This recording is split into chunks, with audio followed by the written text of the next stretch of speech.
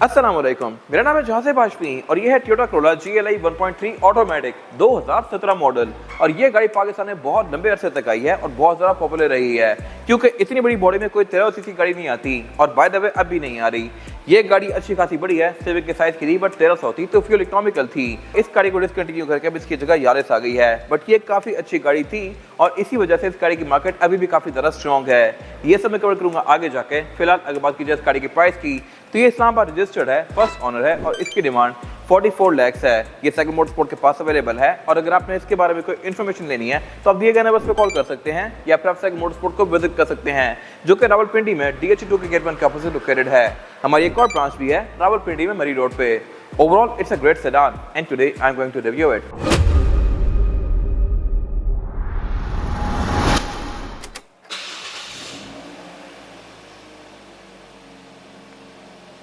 Let's start with the exterior of this car. Looks के लिहाज से ये गाड़ी बिल्कुल बेसिक है और कुछ गाड़ियों में कंपनी खुद कॉस्ट कटिंग करती है, लेकिन उनकी कॉस्ट कटिंग ही उनकी सक्सेस की वजह बन जाती है। इस गाड़ी में एग्जैक्टली यही हुआ है। सब कुछ टू द पॉइंट है और कुछ खराब नहीं होता। इंटीरियर भी कुछ फैंसी इक्विपमेंट नहीं दिया गया। सिविक में बहुत सारी फैंसी चीज़ें आती हैं जो कि with the passage of time थोड़ी रफ हो जाती हैं या ख़राब हो जाती हैं या आवाज़ करने लग जाती हैं, जैसा कि उसकी पार्किंग ब्रेक, उसके फ्यूल डोर की लेड, छोटी मोटी चीज़ें जो ख़राब होती हैं वो इसमें हैं ही नहीं, तो ख़राब कैसे होंगी। और यही वजह है कि ये गाड़ी बहुत ज़्यादा पाकिस्तान में कामयाब है क्योंकि इसमें कुछ ख़राब ही नहीं होता और अगर ख़राब हो तो वो रिपेयर भी काफ़ी ईजिली हो जाता है। खैर ये सब मैं कवर करूँगा आगे जाके। फिलहाल अगर बात कीजिए इस गाड़ी के लुक्स की तो ये बिल्कुल बेसिक टू द पॉइंट है और ये GLI है। फेसलिफ्ट वाला वर्जन है। फेसलिफ्ट इसका 2017 में आ गया था। 17 से ऑनवर्ड्स ये वाली लाइट थी और ये 2021 तक आई हैं। 20-21 में एक ड्रास्टिक चेंज आ गया था, वो ये था कि कोरोला में 1300 सीसी इंजन खत्म कर दिया गया और फिर यारिस लॉन्च कर दी गई। अब 1300 और 1500 की कैटेगरी में यारिस आती है और 1600 से ऊपर कोरोला आती है। खैर ये भी मैं आगे कवर करूँगा। बाकी जहाँ तक बात है फीचर्स की तो इसमें फॉग लैंप भी नहीं आते और फॉग लैंप इवन ऑल्टेक्स 1.6 भी ऑफर नहीं करती, हालांकि उसमें स्लॉट आता है बट वहाँ पे कुछ होता नहीं है। और हेडलाइट्स की ये बेसिक हेलोजन वाली हैं। ग्रैंडी में हेडलाइट का शेयर यही होता है, लेकिन उसकी हेडलाइट कंपैरेटिवली इससे बहुत प्रीमियम होती है। और जहाँ तक बात है इस गाड़ी की साइड प्रोफाइल की तो साइज़ के लिहाज से ये गाड़ी एक मिड साइज सेडान है और इसकी सक्सेस की पाकिस्तान में वजह ये भी रही है क्योंकि साइज़ के लिहाज से काफ़ी बड़ी है। सिविक जितनी ही है बट फ्यूल इकोनॉमिकल है उससे कंपैरेटिवली। और फिर एक और वजह इसका सस्पेंशन भी है। सस्पेंशन के लिहाज से कोरोला बहुत बेहतर है एज कम्पेयर टू सिविक क्योंकि इसका सस्पेंशन खड्डे, पत्थर, बजरी वगैरह काफ़ी इजीली एब्जॉर्ब कर लेता है, लेकिन हैंडलिंग के लिहाज से सिविक इससे बहुत बेहतर है। ये गाड़ी बहुत सारे टर्न्स पे स्लिप हो जाती है, सिविक या सिटी वहाँ से इजीली मुड़ जाती हैं। बाकी इसका जो ओवरऑल ड्राइविंग एक्सपीरियंस है वो मैंने पहले रिव्यूज़ में कवर किया हुआ है। और जहाँ तक बात है इसमें एंट्री और एग्जिट की तो ये भी इसमें काफ़ी आसान है एज कम्पेयर टू सिविक। आप अपनी हाइट पे इसमें जाकर बैठ सकते हैं और निकल सकते हैं। सिविक से निकलना बैठना थोड़ा सा तंग करता है। बाकी ये क्योंकि GLI है तो इसमें कोई साइड स्कर्ट्स नहीं आती। 1.6 ऑल्टेक्स में साइड स्कर्ट्स भी आती हैं। ये गाड़ी है हार्ड टॉप और फीचर्स में ऑलमोस्ट बेसिक ही हैं। ये क्योंकि GLI का ऑटोमेटिक वेरिएंट है तो इसकी चाबी इमोबिलाइजर वाली होती है, यानी कि चाबी के साथ टोयोटा का एक रिमोट भी आता है लगा हुआ जो कि ऑब्वियसली कंपनी से आया हुआ होता है और वो बेहतर है।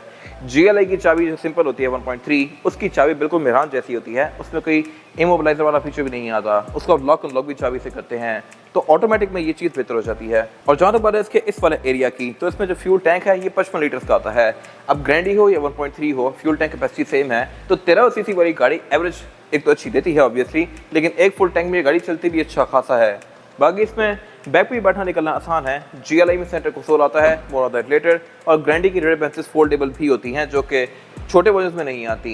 बाकी इसमें बैक पे जो एक और चीज़ है वो ये है कि इसमें ऑल व्हील डिस्क ब्रेक आती है, बैक पे भी डिस्क ब्रेक दी गई है, जबकि आप यारिस या सिटी देख लें उनमें बैक पे ड्रम ब्रेक्स आती हैं। और जहाँ तक बात है इस गाड़ी के रेयर एंड की तो इसमें टेल लाइट फेसलिफ्ट के बाद चेंज कर दी गई थी। इनमें क्रोम काफ़ी ज़्यादा कर दिया गया था और डिग्गी की जो क्रोम की स्ट्रिप होती है ये पतली करके टेल लाइट्स के अंदर ही कंटिन्यू कर दी गई थी। बट फेसलिफ्ट के बाद वाली टेल लाइट्स पहले वाली से बहुत ज़्यादा बेहतर है क्योंकि पहले वाली टेल लाइट में यहाँ पे बड़ा सारा पोर्शन खाली होता था जो कि बाहर की कंट्रीज में रेयर फॉग का होता है, बट पाकिस्तान में वहाँ पे रेयर फॉग दी नहीं गई और वो एरिया ब्लैंक था और उसकी कोई तुक नहीं बन रही थी।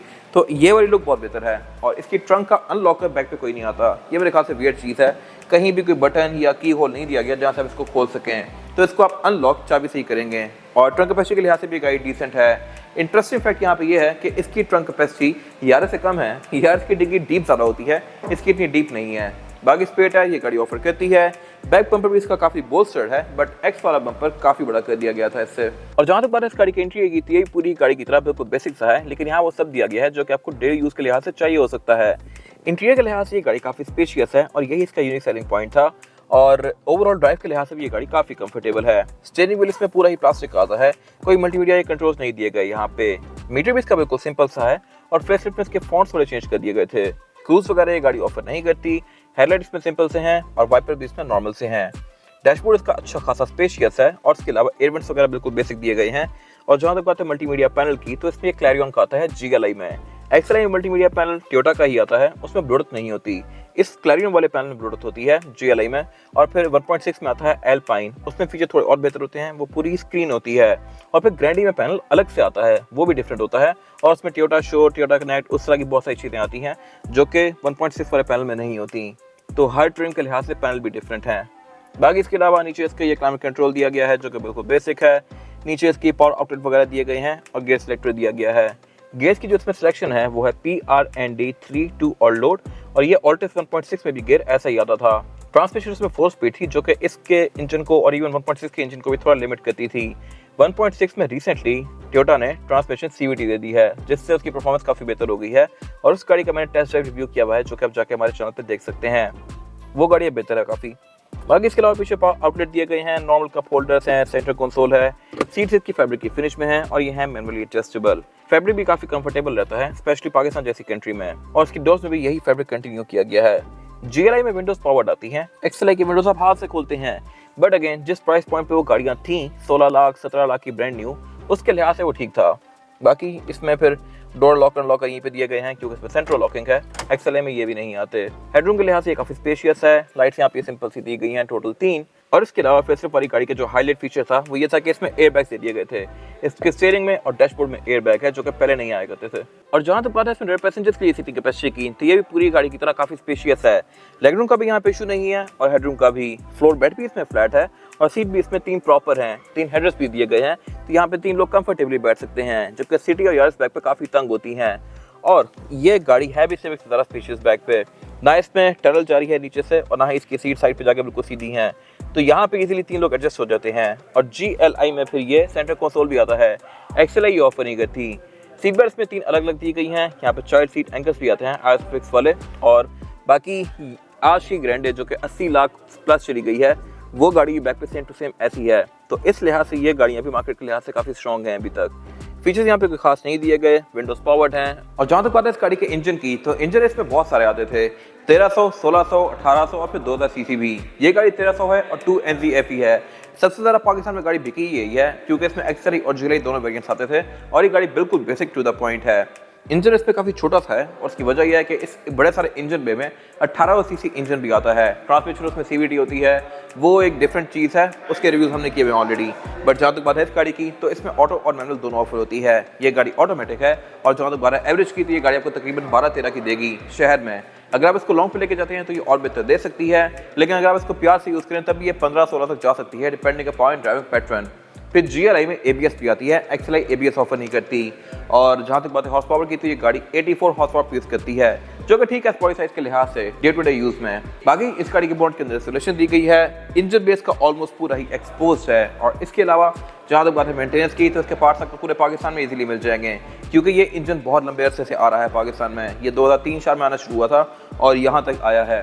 नई वाली यार इसमें इंजन चेंज कर दिया गया है। ये था आज का रिव्यू। अगर आपको रिव्यू पसंद आया है तो इसको लाइक कीजिए, मेरे चैनल को सब्सक्राइब कीजिए और अगर आपके पास गाड़ी से रिलेटेड कोई भी राय है तो उसको कमेंट सेक्शन में शेयर जरूर कीजिएगा, ताकि वो लोग जो ये गाड़ी लेने वाले हैं वो आपकी राय से फायदा उठा सकें। अपना ख्याल रखिएगा। Thank you.